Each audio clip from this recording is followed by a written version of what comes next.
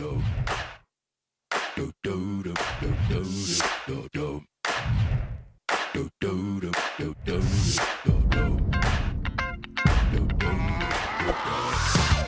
shit that ice cold. Michelle fight for that white gold. This one for them hood girls, them good girls, straight masterpieces. Stylin', wildin', living it up in the city. Got Chuck's on with Saint Laurent. Gotta kiss myself, I'm so pretty. I'm too hot. Call the police and the fireman. I'm too hot. Make a dragon wanna retire, man. I'm too hot. Say my name, you know who I am. I'm too hot. And my band bought that money. Break it down.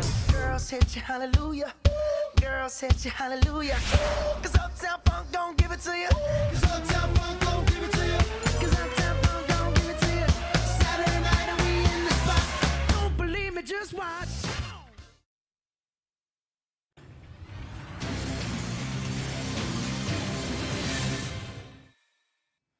네, 뭐하고 사나 뭐 먹고 사나 고민을 해보는 시간이죠. 유한솔의 오늘 뭐 사니 이어집니다. 보기만 해도 삶이 나아지는 생활 속의 경제 이야기 오늘도 쉽게 풀어볼 텐데요. 일타 수강생 박진아 아나운서와 함께합니다. 자, 오늘은 어떤 이야기 어떤 분이 또 준비가 돼 있을까요? 네, 세금 상식에 대해 알기 쉽게 설명해 주실 분 모셔봤습니다. 이민영 세무사님 나와주셨습니다. 어서 오세요. 반갑습니다. 네, 어서 오세요. 자, 이민영 세무사님과 오늘 어떤 이야기 해볼 거냐면 우리가 이 사랑하는 가족에게 재산을 나누고 싶을 때 그럴 때에도 참 신경 쓰고 걱정이 되는 게 있습니다. 대표적인 게 바로 세금일 텐데 오늘은 이 가족 간 증여세를 중심으로 한번 이야기 나눠보도록 하겠습니다. 이게 증여 전략을 정말 잘 짜야 되는 게 만만히 볼 게 아니더라고요. 이제 섣불리 했다가는 배보다 배꼽이 더 커질 수 있다. 세금 폭탄을 맞을 수 있다는 얘기 똑같죠. 맞습니다. 사실 제가 상담했던 사례만 봐도 이게 그 증여를 언제 어떻게 했는지에 따라서 예. 동일한 재산을 증여하더라도 때로는 수천만 원, 많게는 수억 원까지 세금 차이가 예. 발생하기도 합니다. 왜냐하면 이게 증여세는 최대 50%의 세금을 내야 되기 때문에 절대로 만만하게 생각해서는 안 되는데요. 오늘 제가 드리고 싶은 말씀은 네. 딱 이 두 가지입니다. 두 가지요. 첫 번째는 이 가능한 빨리. 가능한 빨리. 네. 둘째는 이제 최대한 나눠서. 최대한 나눠서. 네. 가능한 빨리, 최대한 나눠서 조금만 풀어서 설명이 가능할까요? 제가 뒤에서 자세하게 말씀드리겠습니다. 이제 준비된 얘기가 네, 있을까요? 네, 네. 알겠습니다. 아마도 이제 말씀해주신 부분이 이 부분 때문일 것 같습니다. 공제 한도가 있죠. 세금을 내지 않아도 되는 구간이 있고 이 한도를 넘어서게 되면 금액별로 이제 내야 될 세금이 천차만별로 달라지는데 자 그렇다면 이게 또 가족 구성원들마다도 다르잖아요. 현행 기준이 어떻게 될까요? 네, 이 부분은 정말 많은 분들이 알고 계실 예. 텐데요. 이제 배우자끼리는 6억 원, 네. 그다음에 이제 부모, 성인 자녀끼리는 5천만 원, 그다음에 부모랑 미성년 자녀는 2천만 원. 미성년 자녀가 다른 거죠 지금? 그렇습니다. 네. 이제 성인이 아닌 미성년 자녀는 2천만 원이고, 그리고 이제 기타 친족 같은 경우는 1천만 원까지의 공제가 가능합니다. 그리고 이 공제는 증여일부터 10년 주기로 사용할 수 있다고 이해하시면 예. 되는데요.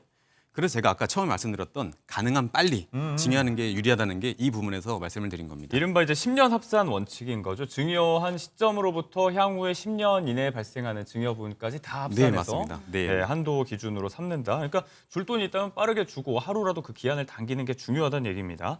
자, 그렇다면 이게 초과되면 각 구간별로 세금 얼마 정도 나오나요? 아, 이게 참 많은데요. 네. 예, 증여 재산이 많으면 많을수록 네. 이제 세율이 올라가는 어허. 증여세는 누진세율 구조를 가지고 있습니다. 예. 그래서 최소 10%부터 최대 이제 50%까지 어허. 얼마를 받았는지가 좀 달라지는데요. 네네네. 그리고 이 증여세율은 받는 사람을 기준으로 적용받기 때문에 예.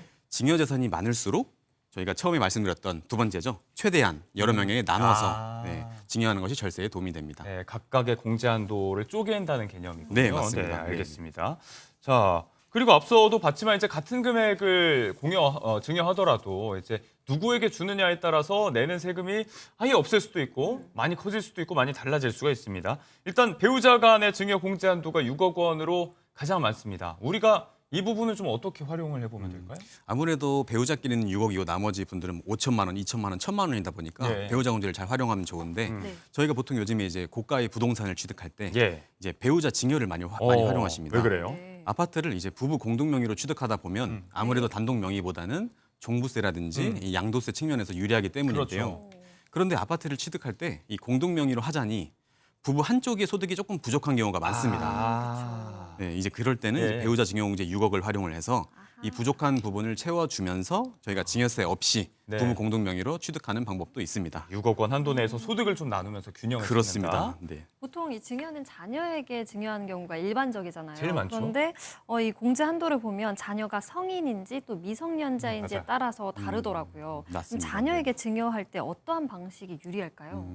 이게 사실 자녀에게 증여 계획을 미리미리 세우고 하시는 부모와 네. 네. 그렇지 않은 부모는 나중에 증여세가 1,000만 원 이상 차이가 날 수 있습니다. 오. 이제 제가 이건 한번 그 사례를 한번 예를 들어서 말씀을 드릴 예. 건데요. 자녀가 만약에 태어났을 때 네. 네. 이제 2,000만 원을 줘도 되죠. 그쵸. 미성년이니까. 네. 네. 그리고 10년 후 리셋이 됐으니까 11살에 가능하네요, 11살. 산술적으로. 그렇죠. 네. 11살 때 2,000만 원. 그리고 또 10년 후면 21살이면 이제 성인이겠죠. 그렇죠. 예, 성인일 때 이제 5,000만 원. 5,000만 네. 원. 예, 그리고 이제 31살 때 또 5,000만 원. 오. 그리고 이제 작년부터 신설된 규정인데 네. 이제 혼인공제 1억을 활용해서 결혼할 때. 자녀가 이제 한 31살 때 결혼을 한다. 네. 이때 1억을 더 주면 오. 세금 없이 총 2억 4천만 원의 결혼 자금을 그러네요. 마련할 수 있게 됩니다. 합산하면 그렇게 되네요. 오. 그렇습니다. 하지만 만약 반면에 이런 준비가 아무것도 없었다. 근데 자녀가 31살에 결혼을 한다. 네. 했을 때 갑자기 2억 4천만 원에 대한 이 결혼 자금을 마련해 주려 한다면 저희가 혼인 공제를 받더라도 증여세를 900만 원을 내야 되기 때문에 그렇겠네요. 미리 계획한 부모님과 아닌 부모님은 증여세가 약 1,000만 원 차이가 발생하는 셈이죠. 네, 뭐 극단적인 예를 든 거지만 아예 안 내든지 혹은 거의 1,000만 원 가까이 내든지의 얘기입니다. 이건 이제 뭐 미리미리 자녀가 어릴 때 증여할 수 있는 재산이 있다면 좋겠지만 이 경우에 해당이 되는 건데 그렇다면 각각의 10년 주기마다 이 공제 한도를 좀 채워서 나눠서 미리미리 증여하는 게 조금 더 도움이 될 수가 있겠습니다. 조금 전에 이제 혼인 공제 1억 원 이야기하셨는데 여기에 출산 공제까지 포함해서 이게 작년에 신설된 내용이잖아요. 네, 맞습니다. 일단 뭐 자녀가 결혼을 앞뒀을 때도 그렇지만 결혼 직후에도 또 적용이 가능한 걸로 알아요. 이거 구체적으로 내용 좀 알려주시죠. 네, 이건 방금 말씀 주신 그 예. 2024년부터 신설된 규정인데 네. 이 저희가 아까 전에 성인인 자녀한테는 5천만 원 줄 수 있다고 했는데 네. 그거랑은 별도로 네. 이제 자녀가 이제 결혼을 하거나 이제 혹시 출산을 하거나 예. 이럴 경우에는 1억 원을 추가로 공제해주겠다는 규정입니다. 이제 간단히 그냥 요건만 설명을 드리면 예. 혼인 공제 같은 경우는 혼인 신고일 전후 네. 2년 이내에 1억을 받으면 네. 이거는 세금을 내지 않습니다. 앞뒤로 보면 4년인가요? 지금? 맞습니다. 네. 네. 이것은 중요할 것은 혼인 신고일이지 이제 결혼식 날짜는 아니라는 점 예. 좀 참고해 주시면 좋을 것 같습니다. 네네. 그리고 이제 출산 공제는 출산일로부터 이제 2년 이내에 징여 받으면 이것도 똑같이 1억을 공제가 가능합니다. 네. 여기서 한 가지만 제가 또 말씀드리고 싶은 건 이 혼인 공제 만약에 1억을 받았다면 네. 출산 공제 1억은 중복해서 적용할 수 없다는 예. 점을 좀 참고해 주시면 좋을 것 네네. 같습니다. 그리고 이게 사실 부모님이 혹시 좀 이렇게 여유가 없으셔서 예. 조부모님한테 도움을 받아도 네. 적용 가능한 점도 활용하시면 도움이 될 것 같습니다. 자, 조부모의 증여 이야기를 하셨으니까 말씀이 나왔으니까 하는 얘기인데 이게 부모의 경우에 자녀가 이제 알아서 잘 살고 있고 하기 때문에 좀 건너뛰고 나는 손자 또 손녀에게 바로 증여를 하고 싶다. 이런 분들도 계실 수가 있는데 이 경우는 이제 증여세 할증이 좀 되는 걸로 알고 있거든요. 뭐 어떻게 누릴 수 있는 이점이 이거 말고 있을까요? 정말 좋은 질문 주셨는데요. 네네. 이게 사실 옛날부터 강남의 할아버지 할머니들은 이 많이 활용하시는 게 이 바로 손자녀 증여 방법입니다. 그렇다고 하더라고요. 왜냐하면 이게 사실 조부모 재산이 부모한테 이전이 되고 부모 재산이 이제 자녀한테 이전이 되면 손자녀한테 이전이 되면 네. 그 재산이 결국은 증여세를 2번을 낼 바에는 차라리 다이렉트로 손자녀에게 증여를 하겠다. 근데 물론 아까 우리 앵커님께서 말씀해 주신 것처럼 예. 조부모가 자녀를 스킵하고 손자녀에게 다이렉트로 증여할 경우에는 증여세가 30%가 할증이 되긴 합니다. 네. 근데 그럼에도 불구하고 제 경험상 지금부터 설명드린 이 세 가지 중에 하나라도 해당이 된다면 예. 네. 손자녀에게 증여하는 것이 오히려 유리할 수 있습니다. 어떤 부분인가요? 첫 번째는 이제 2억 이상 조금 이제 금액이 커진 증여 계획을 세우신다면 네. 자녀한테만 증여하기보다는 자녀랑 손자녀에게 나눠서 증여하는 것이 유리합니다. 요건 아까 말씀한 이제 최대한 나눠서의 맞습니다. 원칙에. 그거의 네. 원칙이 어떻게 보면 부합하는 내용이고요. 네.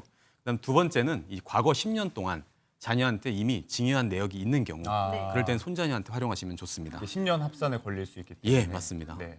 그리고 마지막은 이건 좀 상속이랑 관련이 된 부분인데 예. 조부모님이 좀 나이가 많으셔가지고 혹시 향후 10년 이내에 좀 어. 상속까지 고려해야 한다. 네. 이럴 때는 이제 손자녀 증여를 활용하시는 것이 나중에 향후에 상속세까지 도움이 될 수 있습니다. 이거는 왜 그런가요? 이게 상속 같은 경우에는 상속세는 이제 지난 10년 동안 그 상속인한테 네. 증여한 재산을 합산하는 규정이 있습니다.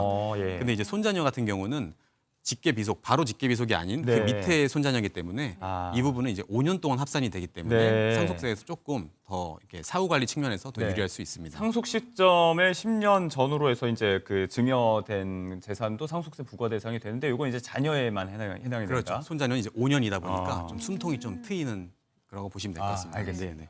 또 이 증여 대상을 보니까 이 부분이 좀 의외였는데 아들, 딸한테 단순히 이렇게 가족에게만 주는 게 아니라 사위나 며느리한테도 할 수 있더라고요. 그런 경우 많더라고요. 그럼 사위나 며느리에게 증여하는 것도 하나의 절세 방법이라고 볼 수 있을까요? 네, 맞습니다. 사실 사위나 며느리도 세법상은 이 기타 친족으로 묶이기 때문에 네.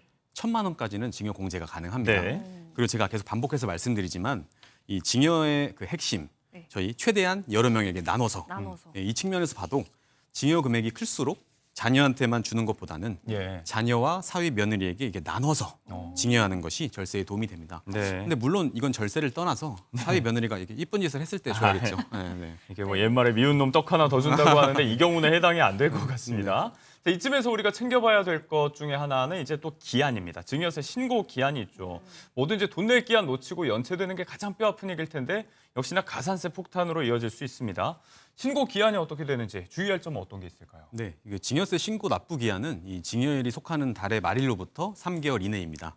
제가 만약에 오늘 자녀에게 현금을 증여했다. 예. 네. 그럼 이제 9월 24일이기 때문에 네. 3개월이 지난 말일인 2025년 12월 31일까지 어. 증여세를 신고하고 납부해야 합니다. 마침 또 연말까지군요. 하지만 우리 아까 앵커님 말씀하신 것처럼 예. 증여세를 만약 신고 납부하지 않았다. 그럴 때는 이제 가산세가 붙습니다. 얼마나 붙죠? 이제 저희는 첫 번째는 이제 신고를 안 한 페널티죠. 무신고 가산세가 무려 20%가 붙고 예. 그래서 두 번째는 납부를 안 했기 때문에 납부 불성실 가산세가 연마다 8%씩 붙습니다. 아하. 예를 들어서 그럼 증여세 신고 납부를 안 하고 5년 뒤에 국세청에서 증여세를 내야 한다면 네. 원래 내야 할 증여세에 가산세가 무려 60%가 붙으니까 그렇게 꼭 될 수 주의하셔야 있겠네요. 합니다. 네. 그리고 제가 공부를 해보니까 이 국세청이 증여세를 부과할 수 있는 기한이 따로 있더라고요. 이미 증여를 했는데 이 기한을 버틸 생각으로 마음을 아. 먹고 증여세 신고를 안 했다면 세금을 안 내도 되나요? 아, 정말 많은 분들이 질문을 해주시는 네. 부분인데요. 네.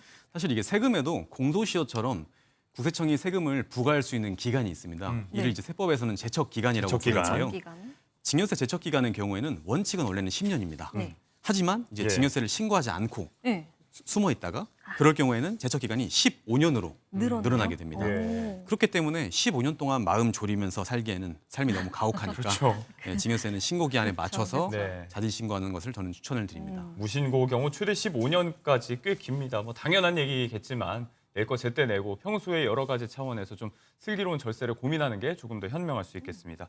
증여의 형식이 아니더라도 가족 간에 이제 여러 뭐 불가피하게 돈 거래가 있는 경우가 생길 수 있는데 이게 이제 불법 증여로 간주가 될 수 있기 때문에 공식적으로 아예 차용증을 쓰는 게 좋다는 얘기도 좀 많이 하더라고요. 그런데 가족 간의 차용증이라고 하면 좀 각박하게 느껴지기도 하고 좀 맞습니다. 네. 복잡하니까 꺼리는 분들이 많이 계실 텐데 쓴다면 어떻게 쓰면 좋을까요? 사실 이게 증여만을 보기에는 또 세금이 많기 때문에 이게 증여랑 차용을 섞어서 사용하시는 분들이 되게 많으십니다. 예. 근데 하지만 이게 차용증을 처음에 쓰기에는 정말 막막하고 예. 좀 어려워서 정말 고민이 많으시는 분들이 많은데 차용증이 사실 나라에서 정한 법적 양식이 있는 것은 아니지만 네. 차용증에 반드시 들어가야 할 제가 필수 내용들을 하나씩 설명드리겠습니다. 네. 먼저 차용증에 필수로 들어가야 할 항목은 먼저 계약서의 제목을 작성을 해야겠죠. 예. 네. 그다음에 이제 계약 당사자 간의 인적 사항은 들어가야 되고 네. 그다음 그럼 얼마를 빌려줄지 대여 금액을 적습니다. 예. 그리고 이자율은 얼마로 산정을 할지 참고로 현행 세법상 적정 이자율은 4.6%입니다. 네.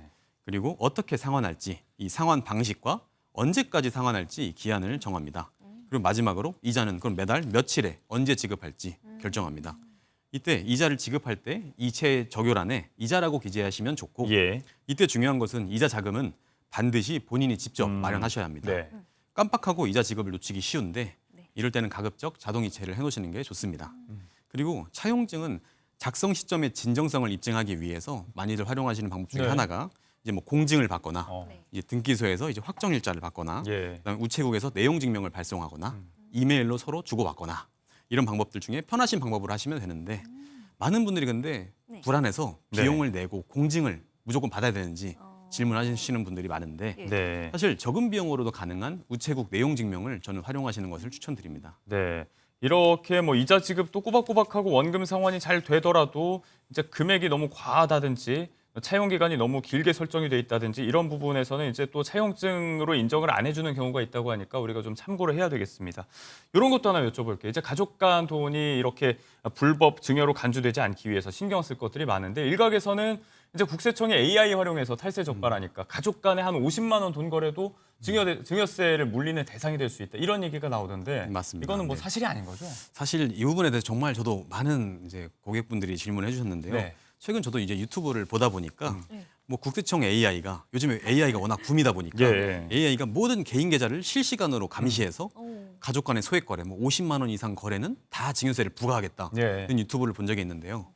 근데 사실 이 루머에 대해서 국세청이 지난달에 공식 입장을 밝혔습니다. 그렇죠. 뭐 개인 간의 일반적인 소액 거래까지는 들여다보는 이 AI 시스템을 가동할 계획은 없다는 게 국세청 공식 입장입니다. 네. 당시 뭐 이제 임광현 신임 국세청장 취임사에서 나왔던 얘기가 좀 와전된 차원이 있는데 그럼에도 불구하고 이제 세무조사는 좀 확대되는 기조니까요. 우리가 좀 꼼꼼하게 따져볼 필요는 있을 것 같습니다.